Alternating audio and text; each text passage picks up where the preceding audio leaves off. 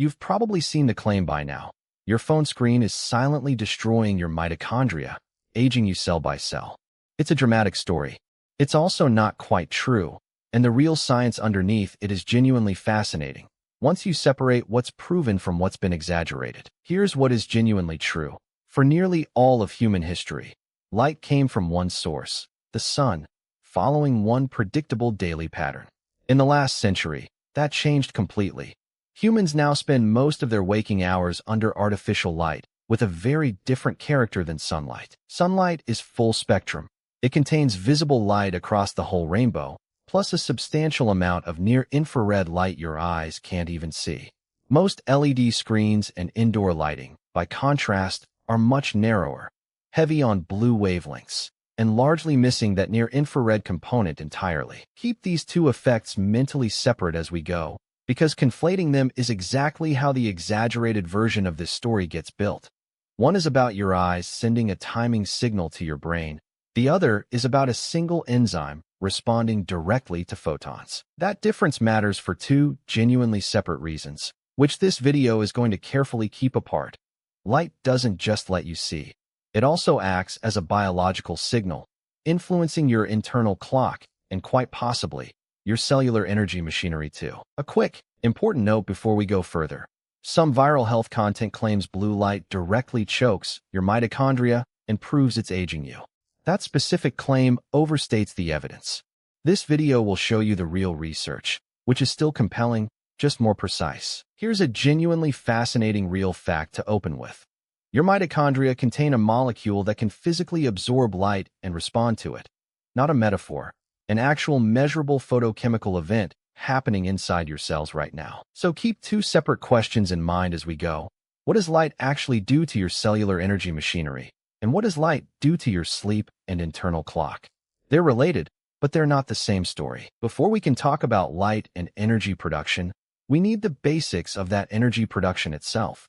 Because the real science here hinges on one specific molecular machine most people have heard of, but few actually understand. Mitochondria are tiny structures inside nearly every cell in your body, often called the cell's powerhouses, because they convert the food you eat and the oxygen you breathe into ATP, the actual molecular currency your cells spend on every task they perform. Inside each mitochondrion, that conversion happens along an assembly line called the electron transport chain, a series of protein complexes that pass electrons down the line, using that energy to eventually manufacture ADP at the very end. The final stop on that assembly line, complex 4, is an enzyme called cytochrome C oxidase, and it's the single most important piece of this entire story, because it turns out this molecule can also absorb light directly. The scale here is genuinely staggering.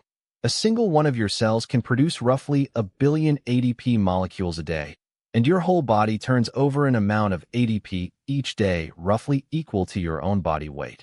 Constantly recycled, never stockpiled for long. Picture the whole system as a busy factory line. Raw materials come in, get passed hand to hand down a series of workstations, and the last workstation, cytochrome C oxidase, is the one that happens to have a window letting light shine directly onto it. That's the real, physical basis for this whole video.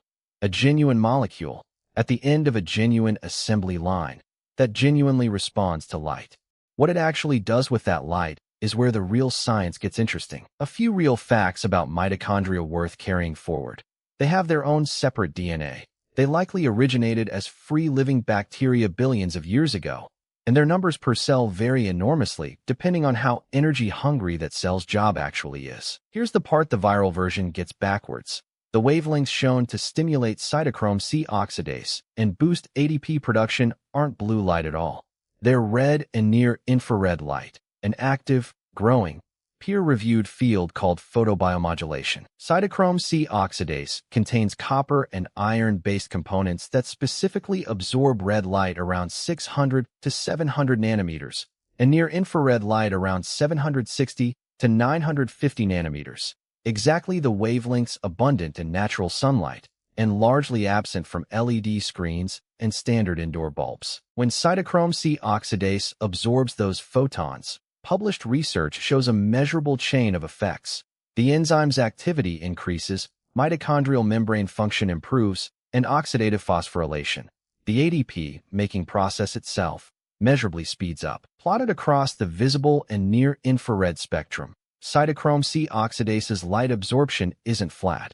It peaks specifically in the red and near-infrared range, with markedly less absorption in the blue range that dominates screens and LEDs. Laid out by actual wavelength, the numbers make the mismatch obvious. Blue light sits around 450 to 480 nanometers, while the red and near-infrared range that stimulates cytochrome C oxidase runs from roughly 600 all the way to 950. This isn't fringe science either.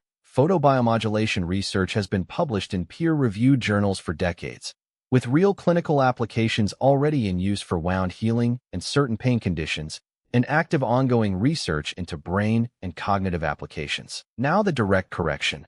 The specific claim that blue light does the opposite, actively breaking or choking cytochrome C oxidase during normal screen use, and proven to halt ADP production, is not what the peer-reviewed evidence shows.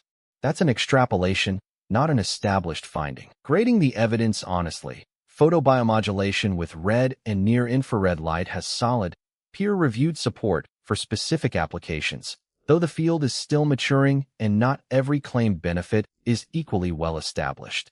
Genuinely promising, not yet a settled, complete picture. The real story is almost the mirror image of the viral one. It's not that blue light is attacking your mitochondria. It's that modern light is missing the red and near-infrared wavelengths that seem to genuinely support them. So if blue light isn't proven to directly attack your mitochondria, what does it actually, verifiably do? The answer is well established, genuinely important, and doesn't need any exaggeration to be compelling. Your eyes contain a special class of cells called intrinsically photosensitive retinal ganglion cells, or iPRGCs, containing a light-sensing pigment called melanopsin, and melanopsin's peak sensitivity sits right around 480 nanometers, squarely in the blue part of the spectrum. The suppression effect scales with intensity too. A dim blue light barely registers on melanopsin, but bright blue light, like an unshaded phone screen a few inches from your face at night, sits well into the range that reliably suppresses melatonin. This circadian photoreceptor wasn't even discovered until the early 2000s. For a long time, scientists assumed the eye's only job was image-forming vision, until researchers found a completely separate light-sensing system dedicated purely to circadian timing. In controlled human studies, blue light in the 446 to 477 nanometer range produces the strongest melatonin suppression of any wavelength tested. A real, repeatedly replicated, dose-dependent effect, confirmed across decades of circadian research. A real controlled study makes this vivid. After 2 hours of evening light exposure, participants under blue light had melatonin levels around 7.5 picograms per milliliter, while participants under red light had recovered to roughly 26. A genuinely large, measured difference. One more honest caveat. Laboratory studies have shown blue light can be phototoxic to retinal cells specifically at high intensities, but that's a distinct, specific mechanism, not the same thing as a proven claim about blue light damaging mitochondria throughout your entire body. So the honest, evidence-backed summary of blue light's real effect: strong, well-proven influence on your circadian clock and melatonin levels, particularly in the evening. Not a proven direct attack on mitochondrial ADP production during ordinary daytime use. Quick pause. If this breakdown is helping you, take a second to hit like and subscribe. It genuinely takes a lot of effort to make videos like this, and your support keeps them coming. Blue light's real superpower isn't destroying your cells. It's talking directly to your brain's master clock, whether or not you intend it to. Here's where the circadian story and the mitochondria story genuinely reconnect. Through a hormone most people only associate with falling asleep, but which turns out to have a second, much bigger job. As one prominent melatonin researcher put it in a widely cited 2016 review, melatonin, as an antioxidant, underpromises but overdelivers. A genuinely well-earned line, given how much of its real biological role has historically been overlooked. Beyond regulating sleep timing, melatonin is a genuinely potent antioxidant that directly reaches mitochondria, supports smooth electron flow through the electron transport chain, and reduces the leakage of damaging free radicals during normal energy production. That gives melatonin genuinely two separate jobs running at once from the same nightly rise. One signaling role telling your body it's time to sleep, and one protective role happening quietly at the cellular level, largely independent of whether you're actually asleep yet. Trace the mechanism step by step. Melatonin reaches the mitochondria. It stabilizes the electron transport chain's normal flow. That stability reduces stray electron leakage, and less leakage means fewer damaging reactive oxygen species produced as a byproduct. This is exactly why evening blue light exposure genuinely matters, in a precise, evidence-based way. Suppressing your natural nighttime melatonin rise doesn't just delay sleep. It may also reduce this specific antioxidant protection your mitochondria would otherwise be getting overnight. This is the real, precise, evidence-grounded connection between blue light and cellular energy, not a direct daytime attack, but an indirect one, running through a hormone your body was counting on to do repair work while you slept. So does all of this actually connect to aging? The honest answer involves real, serious science, alongside real limits on what that science currently proves. The strongest human evidence doesn't come from screen use. It comes from shift work. The International Agency for Research on Cancer classifies shift work involving circadian disruption as a Group 2A probable carcinogen, based on real epidemiological data. Chronic circadian disruption, the kind seen in long-term shift workers, has been linked in research to a real cluster of health effects: metabolic dysfunction, cardiovascular risk, mood disorders, and disrupted repair processes generally associated with aging. What actually defines the severe circadian disruption seen in shift work research? Working through the biological night for years, frequently rotating schedules with no stable pattern, and minimal daytime light exposure to anchor the clock at all. The important caution here: shift work involves severe, sustained circadian disruption, working through the night for years. That's a genuinely different exposure than a few hours of evening screen use, and it would be a real overstatement to treat the two as equivalent. The plausible chain connecting all of this runs like this. Disrupted light exposure suppresses melatonin. Reduced melatonin means less overnight antioxidant protection for mitochondria, and chronic mitochondrial stress is one recognized contributor among many to the general biology of aging. That chain is scientifically plausible, and each individual link has real support. But the complete chain, from your laptop screen tonight to measurably shortened lifespan, has not been directly proven in humans. Plausible and proven are different words for a reason. Let's make the accuracy check explicit and complete, since this topic attracts more exaggeration than most areas of health science. A direct, honest scorecard of every major claim in this space. Watch how a real finding quietly becomes an overclaim in just 2 steps. It starts as red light stimulates an enzyme in cell cultures, and by the time it reaches a headline, it's become light exposure is proven to control your lifespan. Established, well-proven claims. Blue light suppresses melatonin, especially in the evening. Red and near-infrared light stimulate cytochrome C oxidase in laboratory and clinical studies. Melatonin has genuine antioxidant properties. Chronic, severe circadian disruption is linked to real health risks. Unproven or overstated claims that ordinary screen blue light directly damages mitochondria the way red or NIR light helps them. That this effect has been proven to shorten human lifespan. That normal daytime computer use is equivalent to shift work's severe circadian disruption. Why does exaggeration like this spread so easily? Real, published science gets combined with dramatic extrapolation, and the resulting claim sounds authoritative enough that the leap between plausible mechanism and proven cause of aging goes unnoticed by most viewers. The healthiest way to hold this information: take the well-established parts seriously, since they're genuinely actionable and well-supported, and treat the more dramatic extrapolated claims with appropriate skepticism until stronger human evidence actually exists. If you're curious about red light devices specifically, weigh them honestly.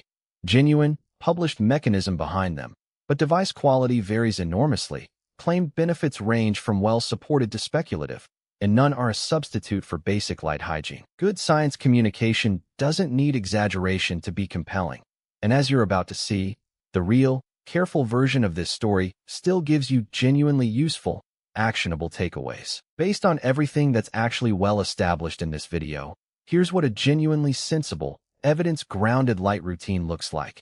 No expensive gadgets required, though some tools can help. Morning sunlight exposure is genuinely well supported. Getting outside within the first hour or two after waking helps anchor your circadian clock for the day, using exactly the full-spectrum light your biology evolved with. No purchase necessary. In the evening, the well-supported move is simple. Dim your lights and reduce screen brightness in the hour or two before bed, since that's specifically when blue light's proven melatonin-suppressing effect matters most. Be a healthy skeptic of expensive add-ons marketed specifically around fear of blue light. Blue light glasses, specialty bulbs, and red light devices may have a role, but none of them are proven necessities, and none replace the two genuinely free, well-supported habits already covered. A simple self-check. Are you getting some real outdoor light most mornings and dimming screens in the hour before bed most nights? If yes to both, you're already covering the well-established basics. Everything else is optional refinement. One final, important reminder. This video is general education, not medical advice, and cannot account for your individual health situation. If you have specific sleep, mood, or health concerns, please talk with a qualified healthcare professional. The genuinely reassuring bottom line. You don't need to fear your laptop, and you don't need to buy anything special to act on the real science here. Morning light and evening dimming, done consistently, already line up with everything this video has actually proven. Quick check before we close.